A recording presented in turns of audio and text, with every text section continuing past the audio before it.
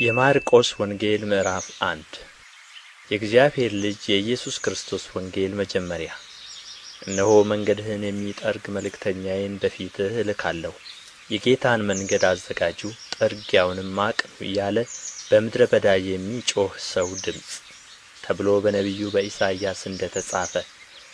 ዮሐንስ በምድረ በዳ እያጠመቀ የንስሐንም ጥምቀት ለኃጢአት ስርየት እየሰበከ መጣ።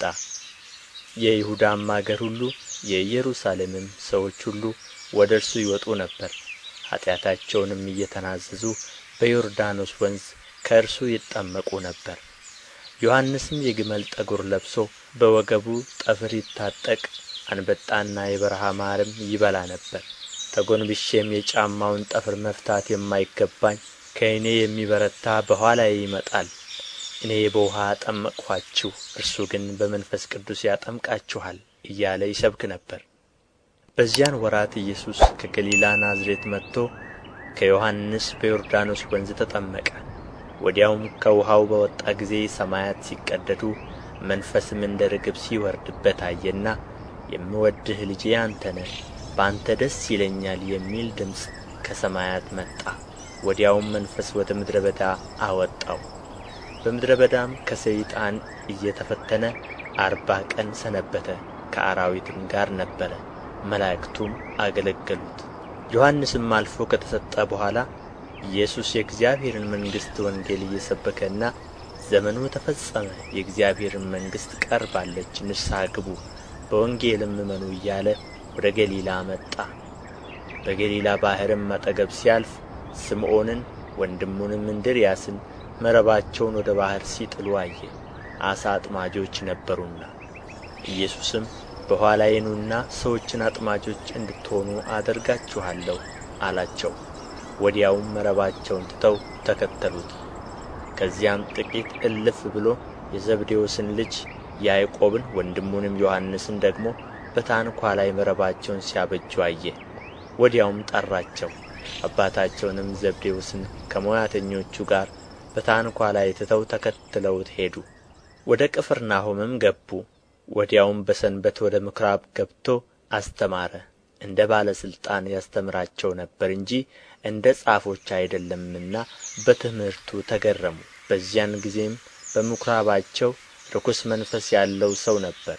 እርሱም የናዝሬቱ ኢየሱስ ሆይ ከአንተ ጋር ምን አለን? ልታጠፋን መጣህን? ማን እንደሆንህ አውቄአለሁ፣ የእግዚአብሔር ቅዱሱ ብሎ ጮኸ። ኢየሱስም ዝም በል ከእርሱ ውጣ ብሎ ገሠጸው። ርኩሱም መንፈስ አንፈራገጠውና በታላቅ ድምፅ ጮኾ ከእርሱ ወጣ።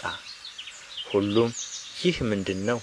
በሥልጣን ርኩሳን መናፍስትን ያዝዛል፣ እነርሱም ይታዘዙለታልና ይህ አዲስ ትምህርት ምንድር ነው ብለው እስኪጠያየቁ ድረስ አደነቁ።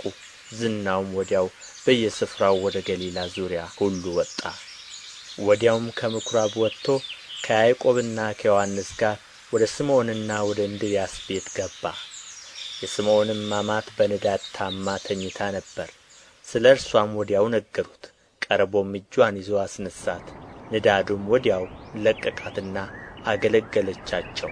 ፀሐይም ገብቶ በመሸ ጊዜ የታመሙትንና አጋንንት ያደረባቸውን ሁሉ ወደ እርሱ አመጡ። ከተማይቱም ሁሉ በደጅ ተሰብስባ ነበር። በልዩ ልዩ ደዌም የታመሙትን ብዙዎችን ፈወሰ፣ ብዙዎችንም አጋንንት አወጣ። አጋንንትም ክርስቶስ መሆኑን አውቀው ነበርና ሊናገሩ አልፈቀደላቸውም። ማለዳም ተነሥቶ ገና ሌሊት ሳለ ወጣ፣ ወደ ምድረ በዳም ሄዶ በዚያ ጸለየ። ስምዖንና ከእርሱ ጋር የነበሩትም ገስግሰው ተከተሉት። ባገኙትም ጊዜ ሁሉ ይፈልጉሃል አሉት። እርሱም በዚያ ደግሞ ሊሰብክ ወደ ሌላ ስፍራ በቅርብ ወዳሉ መንደሮች እንሂድ፣ ስለዚህ ወጥቻለሁና አላቸው። በምኵራባቸውም እየሰበከ አጋንንትንም እያወጣ ወደ ገሊላ ሁሉ መጣ። ለምጻምም ወደ እርሱ መጥቶ ተንበረከከና ብትወድስ ልታነጻኝ ትችላለህ ብሎ ለመነው። ኢየሱስም አዘነለት፣ እጁንም ዘርግቶ ዳሰሰውና እወዳለሁ ንጻ አለው። በተናገረም ጊዜ ለምጹ ወዲያው ለቀቀውና ነጻ። በብርቱም ተናግሮ ወዲያው አወጣው። ለማንም አንዳች እንዳትናገር ተጠንቀቅ፣ ነገር ግን ሄደህ ራስህን ለካህን አሳይ፣ ለእነርሱም ምስክር እንዲሆን ስለ መንጻትህ ሙሴ ያዘዘውን አቅርብ አለው። እርሱ ግን ሲወጣ ብዙ ሊሰብክና ነገሩን ሊያወራ ጀመረ።